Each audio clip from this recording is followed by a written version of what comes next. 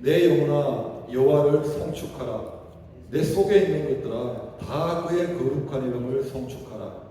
내 영혼아 여호와를 송축하며 그의 모든 은택을 잊지 말지어다.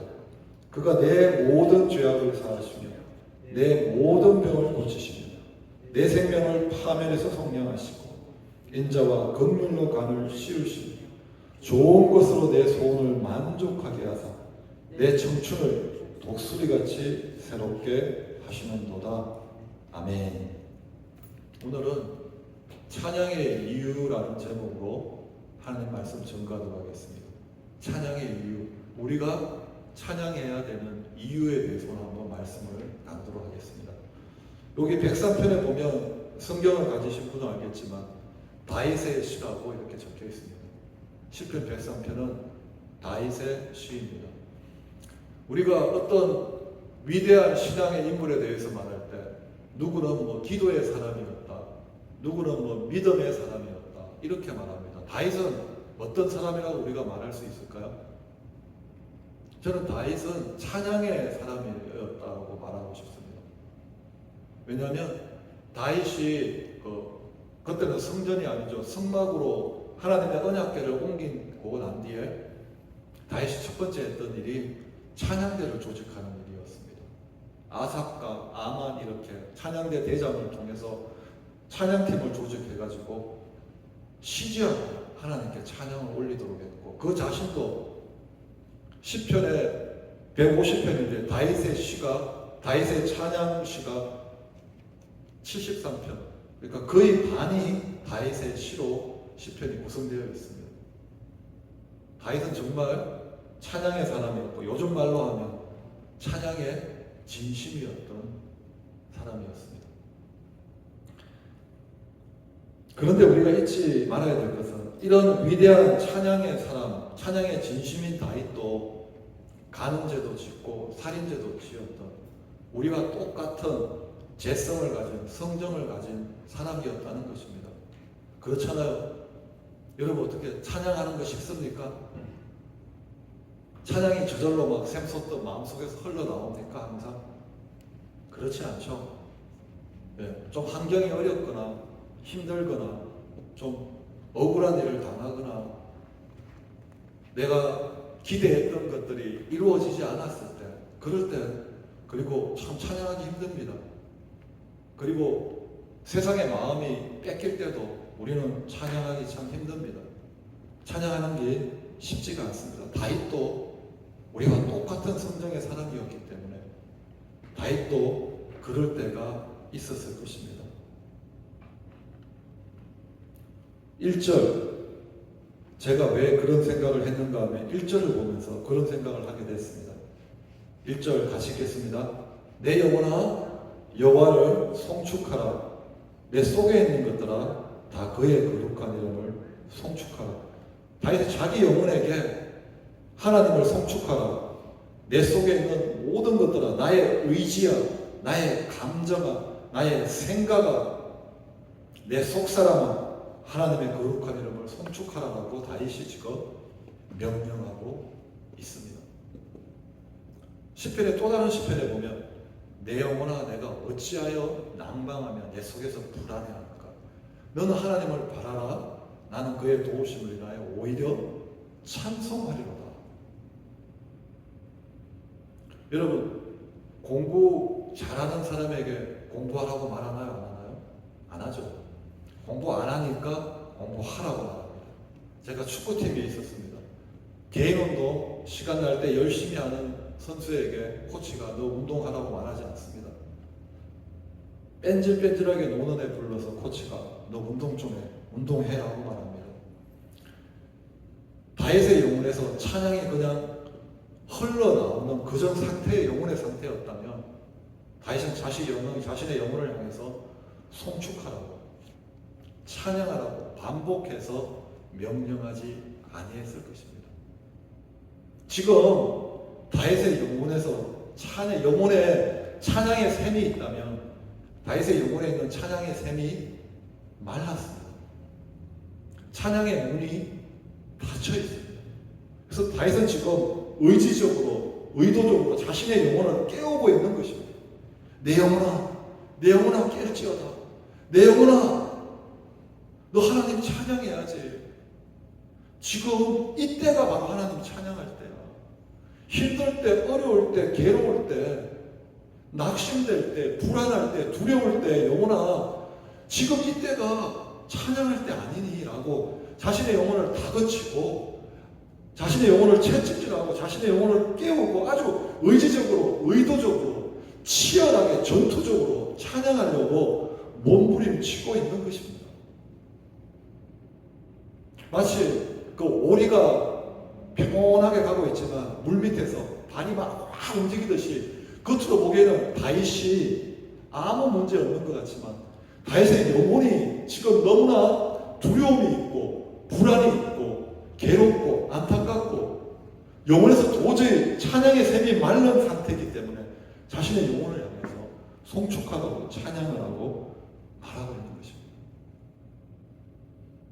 왜 이렇게 다윗이 자신의 영혼을 깨우고 채찍질하고 다그치며 치열하게 찬양을 하려고 몸부림치고 있는 것입니까?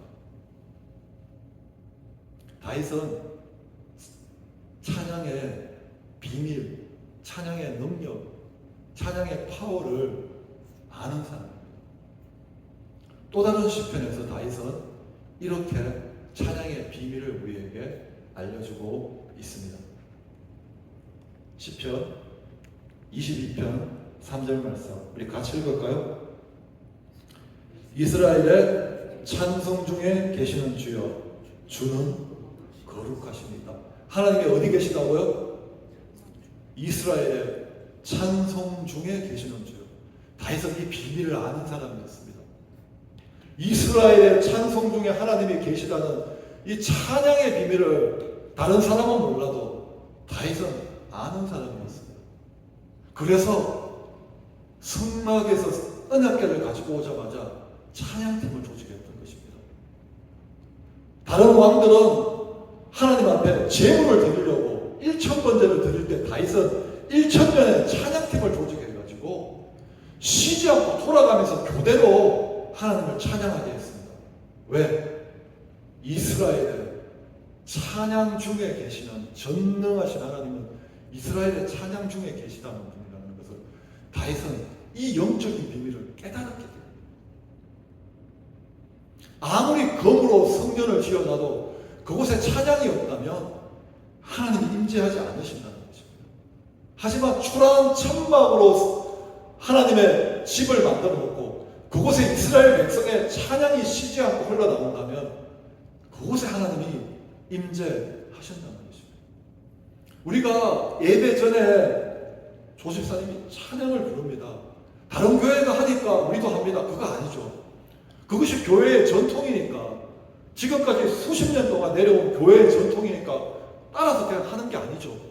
우리는 비밀을 알기 때문에 찬양 중에 하나님이 거하신다는 알기 때문에 우리가 예배를 찬양으로 시작하는 것입니다.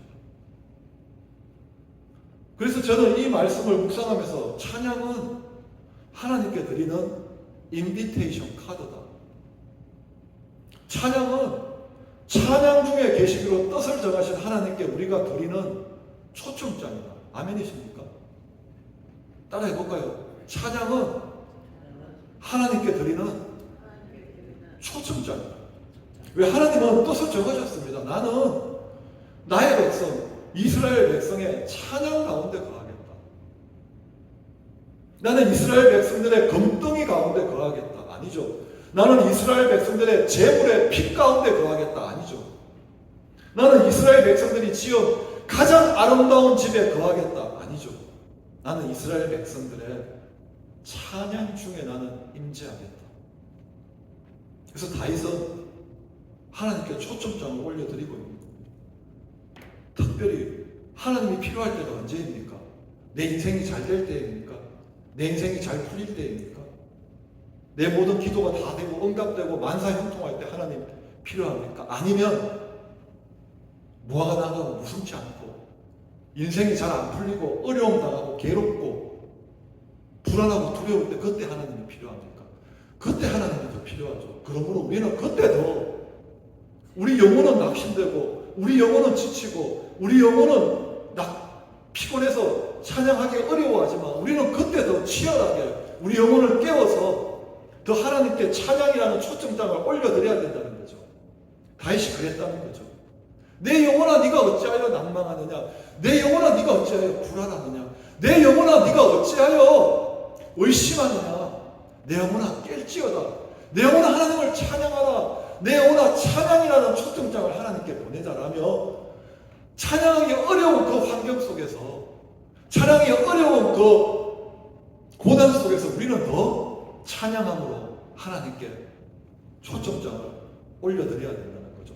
이 찬양이라는 것은 하나님께 드리는 초청장인데, 하나님, 내가 하나님 초청합니다. 하나님 이곳에 와 주십시오. 내 이 어려운 환경 가운데 와 주십시오. 내가 하나님을 기다립니다. 내가 하나님을 사모합니다. 하나님 이곳에 와 주세요. 라는 초청장이 바로 내가 고난 가운데 올려드리는 찬양인 줄 믿습니다.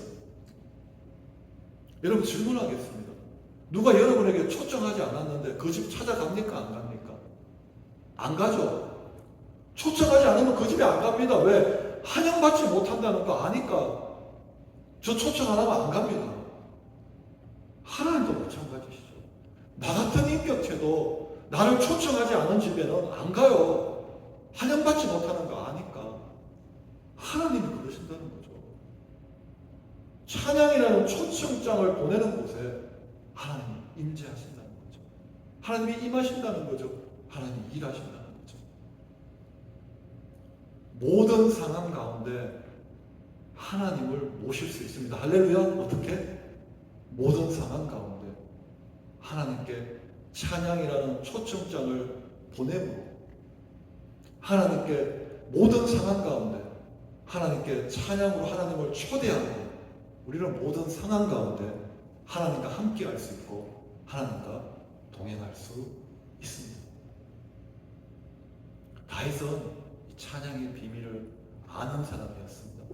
그래서 자신의 영혼이 완전히 문제에 눌려서 찬양 소리가 나오지 않을 때, 그때 바로 이때가 바로 하나님을 찬양할 때라고, 자신의 영혼을 깨우고 자신의 영혼을 다그치며 내 영혼은 하나님을 찬양하라고 지금 바로 하나님을 초대할 때가 아니냐고 치열하게 자신의 영혼을 깨워서 하나님께 찬양이라는 초청장을 올려드렸던 것이고, 그때마다 그 초청장을 받으신 하나님께서 그 초청장을 쓰레기통에 버린 것이 아니라 그 초청에 임하셔서 다윗의 그 고난 가운데 하나님께 찾아오셨고 일하기 시작하셨고 놀라운 일들이 다윗의 삶에 일어났던 것입니다. 모든 상황 가운데서 찬양이라는 초청장을 하나님께 올려드림으로 모든 상황 가운데서 하나님과 동행하시는 찬양의 사람 되시기를 예수 그리스도 이름으로 축원합니다. 그리고 하나님이 임재하실 때 어떤 일이 일어나죠? 우리가 하나님께 찬양이라는 초청장을 올려보내고 하나님이 그 초청장을 받으시고 찬양 가운데 우리의 삶에 찾아오실 때 그때 하나님이 일하시고 기적이 일어납니다. 사도행전 16장 25절 26절 말씀입니다. 우리 같이 읽겠습니다. 한밤중에 바울과 실라가 기도하고 하나님을 찬송하며 제사들이 듣더라. 이에 갑자기 큰 지진이 나서 옥터가 움직이고 문이 곧 다 열리며 모든 사람이 메인 것이 다 벗어진지라. 예, 기도할 때 지진이 일어나지 않았습니다. 기도하고 찬송할 때 바로 그때 갑자기 지진이 일어날 일이 없는데, 그런 일이 절대 없는데 갑자기 빌립보 땅에 큰 지진이 일어났는데, 지진이 일어나면 건물이 무너져야죠. 큰 지진이 일어나면. 그렇죠? 건물이 무너지고 물건들이 떨어지고 그런 일이 일어나야 되는데, 예, 건물은 움직이만 하고 건물은 아무 피해가 없고 감옥 문들이 다 열리고 제수들을 묶고 있는 족쇄들이 다 벗겨졌습니다. 언제? 찬양할 때. 바울과 실라가 복음을 전하다가 잘못한 거 하나도 없습니다. 억울한 누명을 쓰고 두드려 맞고 피투성이가 되어서 감옥에 갇혔습니다. 바로 그곳에서 찬양이 나올까요, 안 나올까요? 찬양하기 힘들죠. 아무 잘못 없이 두드려 맞고 감옥에 갇혔는데 찬양이 나오나요? 원망이 나오는 게 당연하죠. 불평이 나오는 게 당연하죠. 어떻게 하나님 나한테 이러실 수가 있어요? 내가 뭐지 도둑질했어요 하나님? 복음 전하려고 내가 고향을 떠나서 이 먼 곳까지 와서 내가 지금 목숨 걸고 하나님을 위해서 이렇게 복음을 전하면 하나님 나를 도와주셔야죠. 어떻게 억울한 누명을 쓰고 두드려 맞고 나를 감옥에 가둘 수가 있습니까? 다시는 나는 복음 안 전할게요 라고 불평했던 것이 아니라 그곳에서 하나님께 초대장을 보냅니다. 이스라엘의 찬양 중에 거하신 하나님께 감옥에서, 성전이 아닙니다. 교회당이 아닙니다. 감옥입니다. 하나님께 찬양으로 하나님께 초대장을 보니 하나님이 임재하시니까 땅이 흔들립니다. 하나님이 신의 산에 임재했을 때 산이 흔들렸습니다.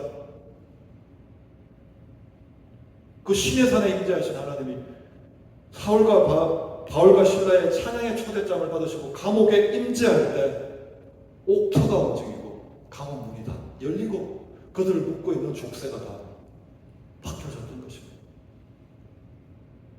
사람이 할 수 있는 일은 기적이라고 말 안 하죠. 그렇죠? 하나님이 사람을 할 수 없는 일, 하나님만이 할 수 있는 일을 기적이라고 말하죠. 기적은 하나님이 오셔야 일어나죠. 근데 어떻게 하나님을 오시게 할 수 있죠? 그것이 찬양이라는 거죠. 우리가 찬양이라는 초대장을 하나님께 보내고 그 초대에 하나님께서 응하셔서 우리의 삶 가운데 찾아올 때 열리지 않았던 문들이 지혜의 문이 열릴 줄 믿습니다. 기회의 문이 열릴 줄 믿습니다.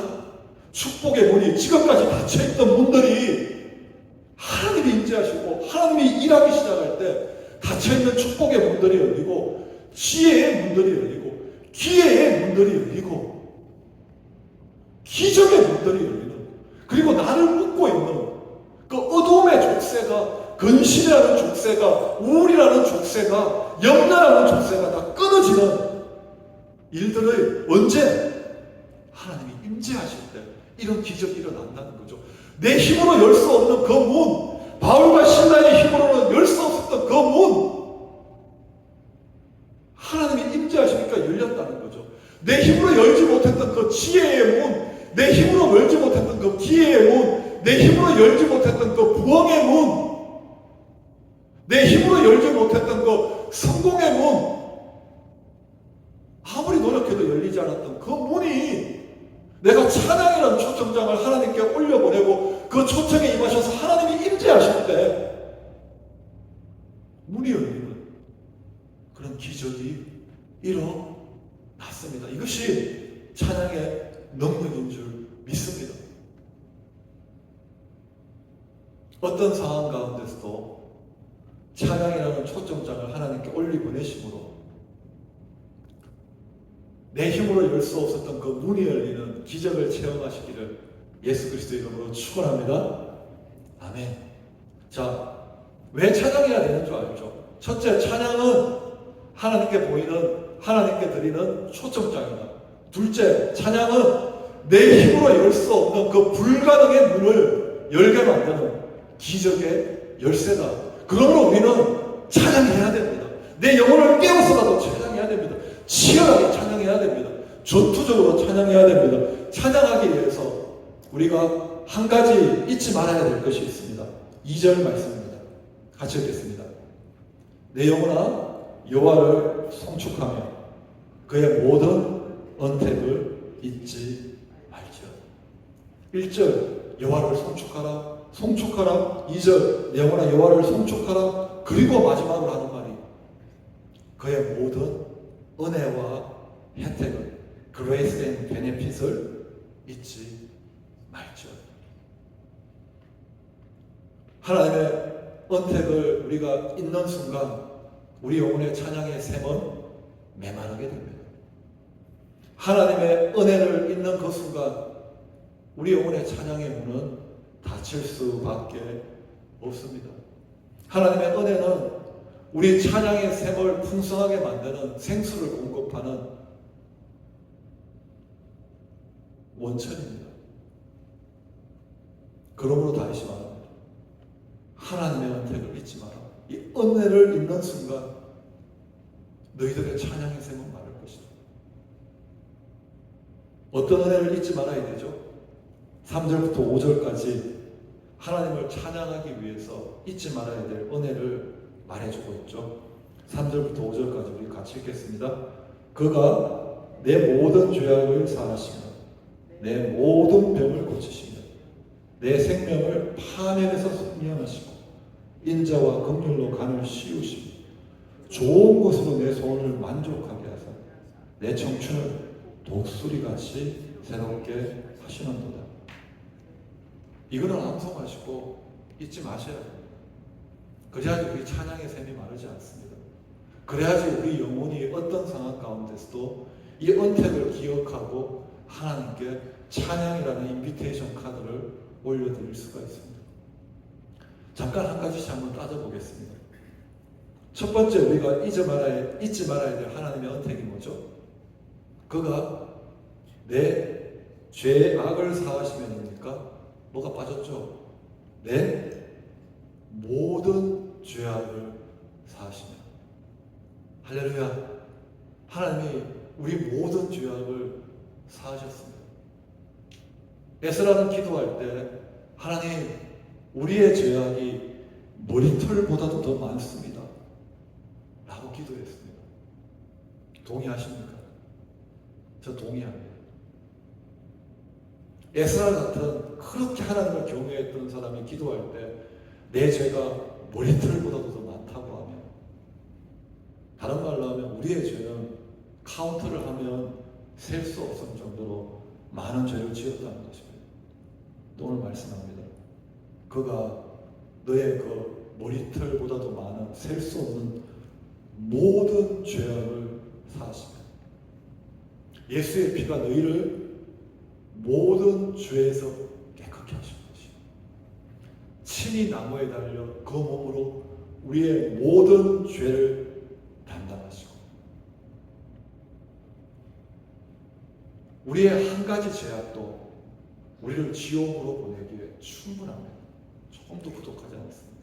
하나님이 전능하지 못해서 깜빡하고 우리의 모든 죄악을 사하시다가 한 가지 깜빡하고 우리의 죄를 사하지 않았다면 우리는 그 죄 때문에 지옥 가도 할 말이 없습니다. 분명히 말씀하십니다.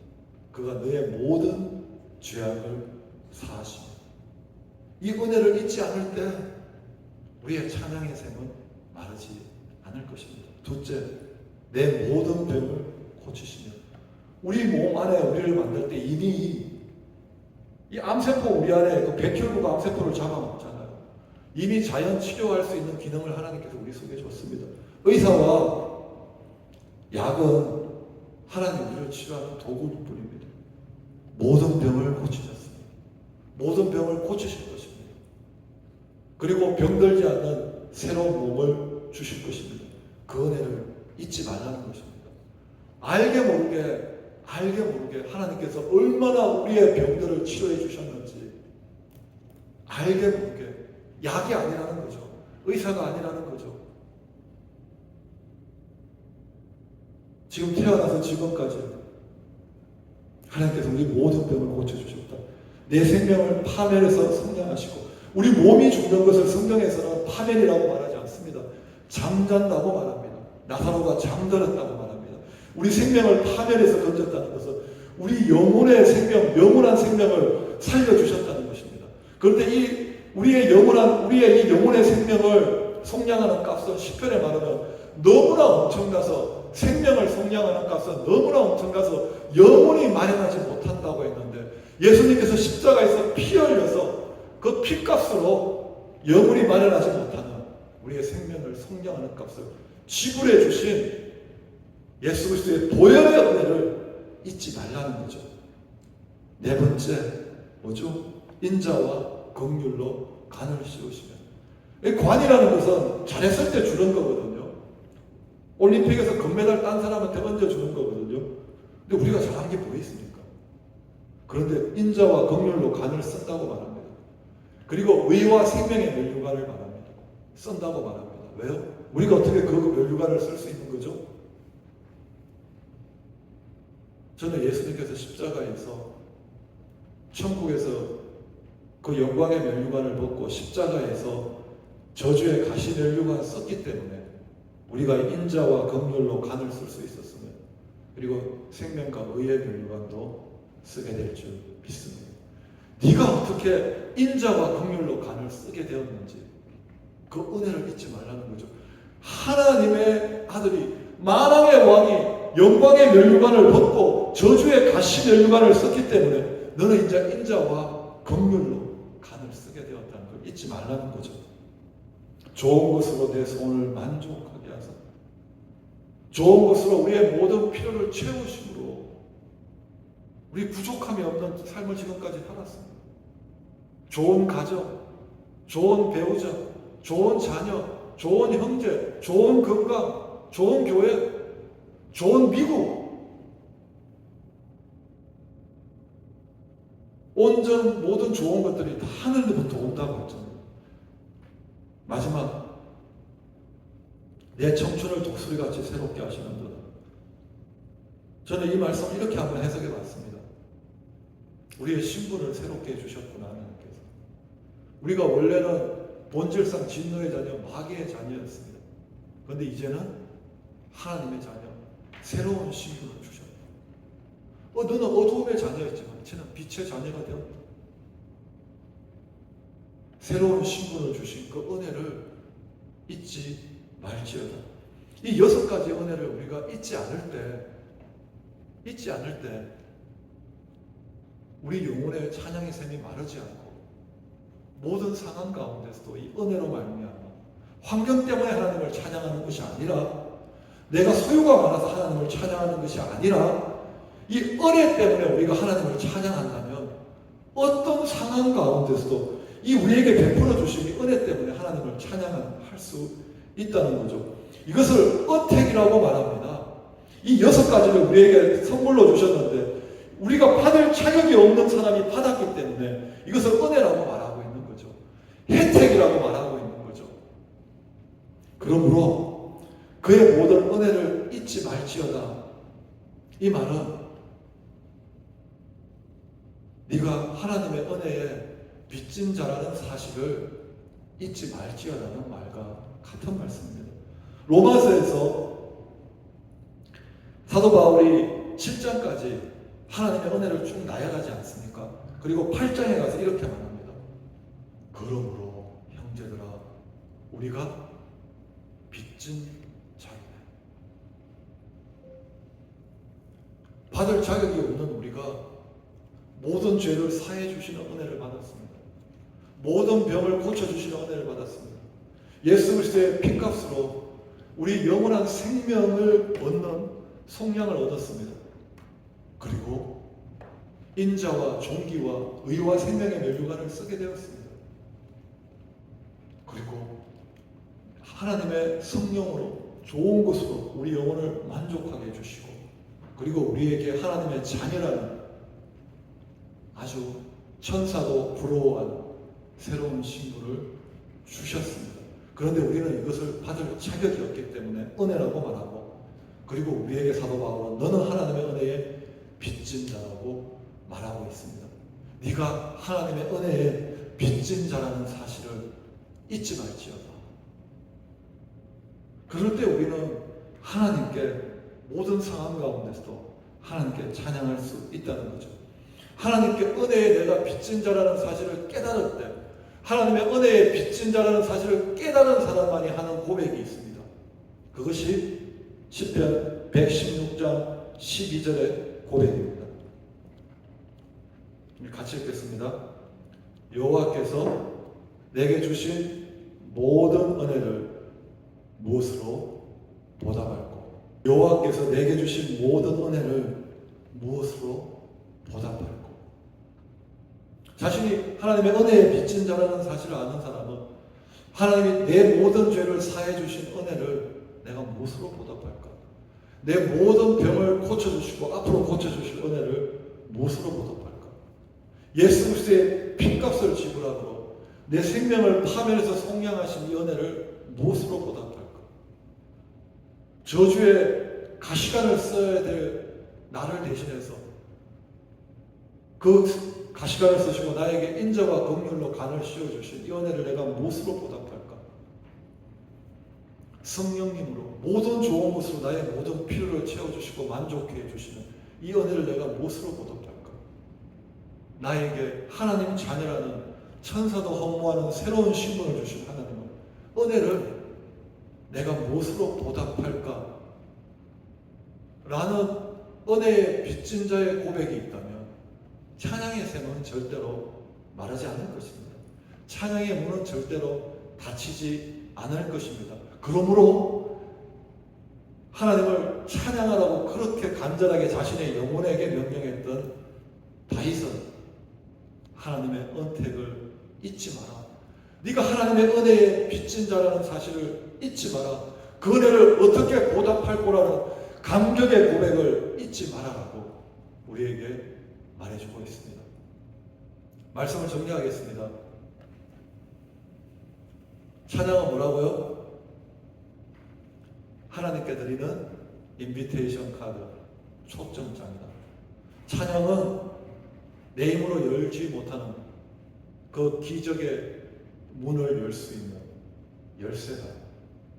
우리가 찬양해라는 초점장을 하나님께 보내고 하나님의 그 초점장을 받으시고 우리의 삶에 임재하실 때, 일하기 시작할 때 기적이 일어나고, 그리고 우리 힘으로 열 수 없었던 그런 문들이 열리고 하나님이 하셨다고밖에 말할 수 없는 그런 일들이 우리의 삶에 일어나고, 우리 주위에 있는 사람들이 우리가 믿는 하나님이 살아있는 하나님이라는 사실을 알게 된다는 거죠. 그렇게 모든 상황 가운데서 우리가 하나님을 찬양함으로 하나님을 초청하고 하나님의 임재 가운데 거하기 위해서 우리가 해야 될 일은 하나님이 우리에게 베푸신 은혜를 잊지 않는다는 사실이죠.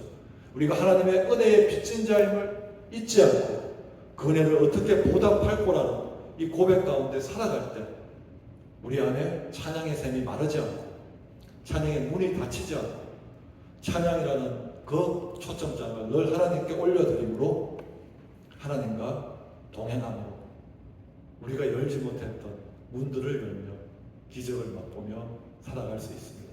이런 은혜가 우리 모두 함께 하시기를, 다윗과 같은 찬양의 사람이 되시기를 예수 그리스도의 이름으로 축원합니다. 아멘.